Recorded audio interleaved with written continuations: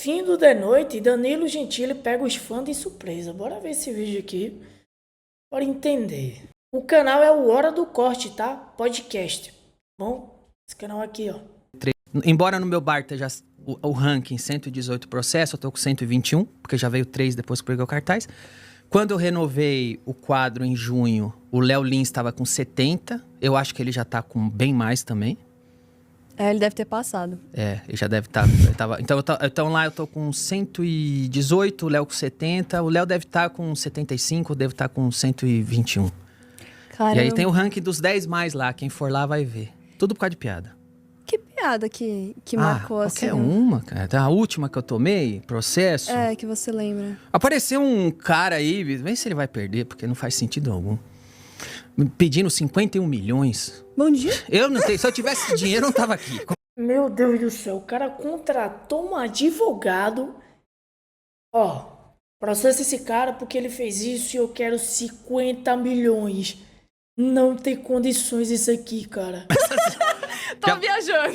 Já vou explicar já. Você não vai ganhar 51 milhões, porque nem eu tenho 51 milhões pra dar. Mas ele processou porque vazou um vídeo dele. Eu não vou falar quem é, mas vazou um vídeo dele de calcinha na rua. Já saquei tudo. Não, mas pode ser qualquer pessoa que usou tá. calcinha. Tá. E aí, ele acha... Só por... E eu nem falei o nome dele. Tá. Mas só porque eu coloquei no meu programa um personagem que fica Parecido. usando calcinha, Entendi. peruca, falando que tá investigando as coisas. É um Entendi. detetive. Entendi. É um personagem que é um detetive. Entendi. Eu criei um detetive que usa calcinha. E às vezes eu tô entrevistando as pessoas. O detetive entra de calcinha, peruca e fala: eu só tô investigando as coisas aqui, vim investigar e vai embora. Eu acho que eu vi isso. Mas é um personagem que eu criei. E ele acha que tem a ver com ele. Só porque entendi. também vazou um vídeo dele de calcinha. Entendi. E aí ele tá me querendo 51 milhões por causa disso. Vai ficar... Eu também quero 50 milhões. Vai disputar os dois. Os Então 50 assim, a milhões. gente toma... Agora, e lá no ranking de processo tem assim... tem também os criminais e o civil, né? Eu... Durante 3 anos, desde que eu pus o quadro lá, eu era o líder do processo criminal. O Léo Lins me passou agora esse ano, em criminal. O Léo Lins, eu tenho... O Léo Lins chegou a... Se eu não me engano, o Léo Lins chegou a ser preso, não foi? Meu Deus do céu, aonde vamos parar, velho? Tenho 2 condenações à prisão, o Léo tem uma já. Mas a dele é maior que a sua? A pena eu acho que eu fui condenado à prisão em primeira instância a quase 4 anos de prisão. O Léo acho que foi condenado a 8 agora, em primeira instância. Caramba. Tudo por humor. Tudo por causa de Comédia. piada, show e tal.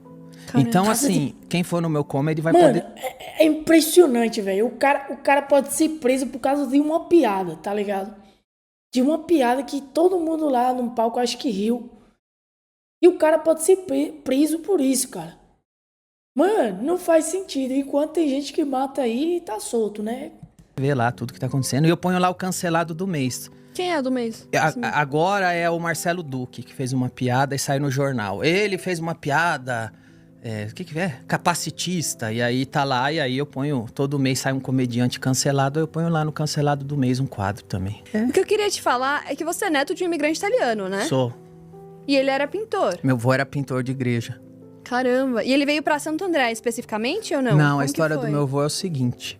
Meu avô fugiu... Na verdade, os 2 lados da família, eu sou de imigrante italiano, né? Por parte de mãe, a mãe da minha mãe, ou seja, o bisavô da minha mãe veio da Itália. Eu acho que veio naquela primeira leva, que é aquela novela Terra Nostra conta. Aquela primeira leva que veio um monte de italiano trabalhar na agricultura aqui. E o meu avô veio naquela segunda leva de italiano, que foi durante a Segunda Guerra Mundial. Então, porque teve dois momentos que os italianos vieram em massa pra cá.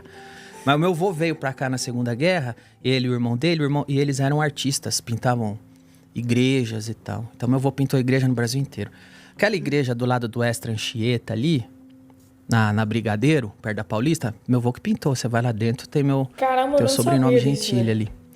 É americana, tem uma igreja que tem as estátuas lá em cima. Meu avô e o irmão dele... Meu avô chamava Ulderico Gentili e o irmão dele Pedro, né? Tinha um nome mais normal, né? Então, Ulderico. Ulderico. Nome de velho italiano ainda. Então, mas aí meu avô pintou a igreja o Brasil inteiro, sustentou a família do meu pai pintando igreja, viajando. Todo o interior de São Paulo, vários lugares do Brasil. Tem várias fotos lá em casa do meu avô. Meu avô morreu, eu tinha 5 anos. Mas eu lembro dele. Você lembra dele? Lembro. Eu tenho a memória muito boa. Eu lembro... É mais fácil eu lembrar de coisas quando eu tinha 4, 5 anos de idade do que quem eu entrevistei ontem no The Noite. Tô brincando. Pior que é mesmo, velho. Se eu, sei lá, se eu fiz alguma coisa ontem, eu não lembro como é que foi, velho. Eu costumo normalmente esquecer. Agora, mano, coisas antigas, quando eu tinha o quê? 5 anos, rapaz, eu consigo lembrar com frequência, velho. Sério? Porque eu lembro muito. Então eu lembro muito do meu avô. O que eu lembro é que eu via meu avô. Meu avô morreu, eu tinha 5 anos, né? Tem até uma história. Minha mãe conta que... Eu acho que foi uma das primeiras piadas que eu fiz, eu não sabia. No velório do meu avô, isso eu lembro muito vívido. Eu cheguei no velório, eu tinha 5 anos de idade, meu pai tava chorando muito. Eu fui consolar meu pai, eu falei, não chora, pai, um dia você também vai morrer.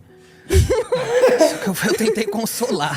Só que o pessoal em volta deu risada. Só que eu tava tentando falar uma coisa legal. Fala bonitinho, naquele momento triste. E aí, o meu avô pintava a igreja. E eu lembro que eu tinha 5 anos, eu lembro de ver meu avô pintando no barracão em cima da casa dele, que ele tinha em São Caetano.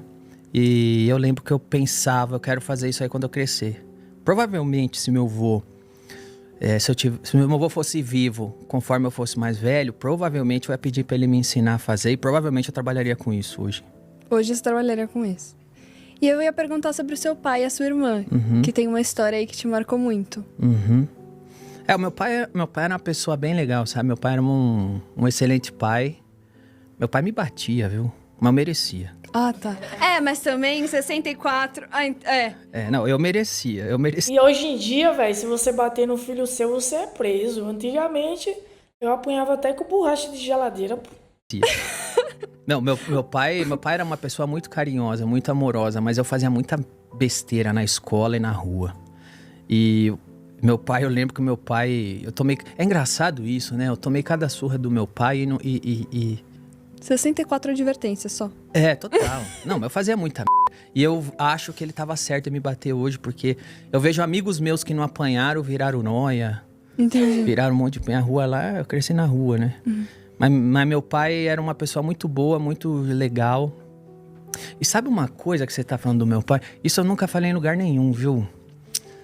Isso eu fiquei... Eu queria muito que tivesse entrado na matéria do Cabrini, não entrou. Tem a ver com meu pai. Tem uma matéria do Cabrini na internet, que o Cabrini vai lá na rua que eu cresci. E na hora que ele tava gravando a matéria na viela que eu cresci, passou uma pessoa da rua de baixo e falou assim, deixa eu falar uma coisa. Aí o Cabrini falou com ela. Aí falou assim, eu queria muito que fosse pro ar isso, porque uma vez minha casa pegou fogo ali, eu sei que era um vizinho nosso. Pegou fogo ali e a gente ficou sem nada. E o pai dele apontou pra mim. Meu pai chamava Danilo também.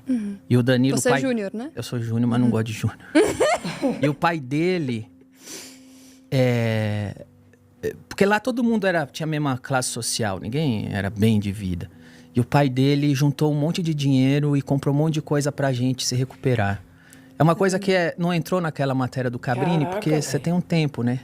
Mas eu achei tão curioso que a hora que o Cabrini tava falando comigo na viela, essa pessoa passou bem na hora ali, tava voltando do mercado e falou isso, porque eu não lembrava, porque meu pai sempre foi uma pessoa muito boa, meu pai sempre tirava dele pra dar pros outros, sabe? Então, meu pai, eu tenho ótimas memórias do meu pai, como ele cuidava de mim, como ele sempre tentou ajudar todo mundo em volta. Ele foi um homem muito bom. E a Karina? Ela era uma pessoa boa, muito boa. Às vezes ela era até muito inocente, porque ela era uma pessoa bem boa.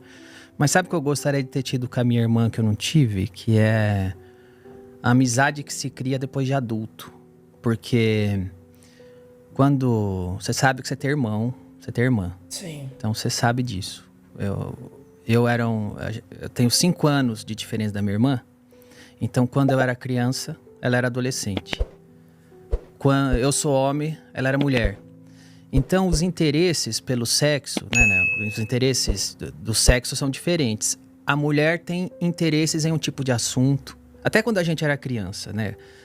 A mulher tem um interesse em um certo tipo de brincadeira, o homem em outro. Minha irmã queria brincar de Barbie, eu queria brincar de comandos em ação. Então, não tinha como ter unidade nas brincadeiras, nas coisas. Não só os interesses, tipo, a menina tem um tipo de interesse, o homem tem outra, mas também da faixa etária. Então, minha irmã era adolescente, eu era criança. Então, o adolescente já tem outros tipos de interesse e a criança outra. Então, enquanto os interesses da minha irmã era namoradinho, música e tal, meu interesse era comandos em ação, videogame, né? Meu interesse era brincar com os moleques na rua e minha irmã com as amigas dela da escola. Então, essa fase de irmão criança e adolescente, eu não tinha tanta afinidade com a minha irmã. Mas eu E você não percebe, você percebe depois que você já passa um tempo. Cara, quando você é jovem, você não percebe que o tempo passa rápido. Parece que o tempo passa devagar. Mas quando você chega na fase adulta, aí você percebe que, cara, é a melhor fase que você vive. E às vezes você para pra pensar e fala, e fica pensando, né? Eu poderia ter feito isso, eu poderia ter feito aquilo. E faz parte da adolescência, né? Acho que quando você é adolescente, você vive só por viver, velho. Você só vive pra curtir, se divertir. E quando chega a fase adulta, meu amigo, acho que vem essa aquele caminhão. afinidade de irmão sempre teve. A gente brigava, puxava cabelo. Se meu pai ou minha mãe ficava brava com a minha irmã, eu tomava as dores dela, ela as minhas. Meu pai vinha, eu aprontava na escola, meu pai vinha me bater, ela tomava minhas dores. Isso sempre teve. Essa irmandade existia. Mas a afinidade não foi completa, porque eu acho que a afinidade entre irmãos só é completada depois de adulto. Porque depois de adulto você entende melhor as coisas, que ela é sua irmã ou ele é seu irmão. Vocês viveram uma história juntos. Depois que você passa da infância à adolescência, chega na fase adulta, e os dois chegam no mesmo nível e existe o companheirismo, amadurece. Então, eu gostaria de ter tido minha irmã adulta, agora que eu sou adulto, para ter esse companheirismo com ela que eu não tive, porque a gente não chegou nessa fase. Mas foi um relacionamento de irmão bem saudável, assim, bem como era. Aliás, eu fui muito feliz de crescer lá em Santo André. Eu cresci nos anos 80, na época que brincar na rua era normal. Então eu brinquei na rua, joguei bolinha. Talvez eu tenha sido uma das últimas gerações, assim, porque hoje eu passo lá na rua, já é totalmente diferente. O que você acha que seu pai e a sua irmã falariam hoje pra você? Vendo toda a sua trajetória. Olha, aqui eles falariam, que legal que você foi lá. Não pode ser mais, adoro a Laura. Eu quase chorando aqui. Aqui eles falariam isso, mas essa semana, quando chegou o processo, falariam, você é idiota? Outro? Por que você não cala a boca? Porque a minha trajetória é cheia de problemas, cheia de treta, né? Não faço ideia como eles iam reagir, viu? Não faço ideia mesmo. Mas sua vida mudou muito, né? De lá pra cá. Totalmente. Tudo começou na MED. Eu, na verdade... Eu acho que quem é comediante começa cedo na escola, né? Fazendo piadinha. Fazendo piadinha. Então, eu cheguei... Eu adorava a revista MED. Eu comprava a revista. Você não sabe o que é isso. Nem o que é revista, você sabe, que hoje não tem mais. Então, na verdade, o que eu mais gosto de fazer não é apresentar o de noite, não é fazer comédia stand-up, não é atuar em filme. O que eu mais gosto de fazer é criar. E é o mais difícil, eu acho. É? É. Mas é o que eu mais gosto. Quando eu tô em casa, quieto, pensando alguma coisa, eu tô me divertindo tanto na minha cabeça, eu tô tão... No seu mundo ali. Meu mundo. Agora mesmo, antes de vir pra cá, eu tava criando um jogo de tabuleiro, que acho que vai sair ano que vem também. Então, eu gosto de criar, imaginar as coisas e criar. Que gênio. Não, gênio não. Gênio. Eu gosto de criar, é o que eu gosto de fazer. Caramba, que demais, Danilo. O de noite, a hora que eu tô apresentando...